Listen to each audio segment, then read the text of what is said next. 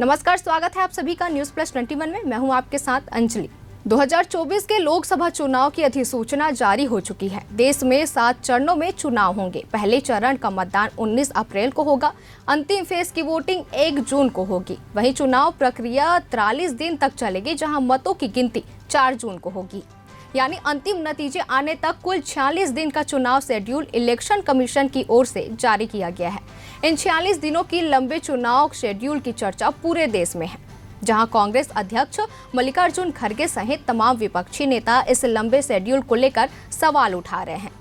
लेकिन क्या आप जानते हैं कि देश में इससे पहले हुए आम चुनाव में सबसे ज्यादा दिनों तक चलने वाला कौन सा चुनाव था? नहीं तो हम आपको बताते हैं। दरअसल 1951-52 में हुआ पहला संसदीय चुनाव सबसे लंबी अवधि तक चला था। वो भारत के इतिहास में सबसे लंबी चुनाव प्रक्रिया थी, जो 4 महीने से अधिक समय तक चला था। वहीं आम चुनाव के लिए सबसे छोटी वोटिंग टाइमिंग 1980 में हुई, जो केवल 4 दिन तक ही चली थी। और 2024 के लोकसभा चुनाव में निर्वाचन प्रक्रिया 46 दिन तक चलने वाली है। तो आम चुनाव की प्रक्रिया से जुड़ी ये रोचक जानकारी आपको कैसी लगी, हमें कमेंट में जरूर बताएं। तब तक के लिए बने रहिए हमारे साथ। न्यूज प्लस 21, आपके हक की बात।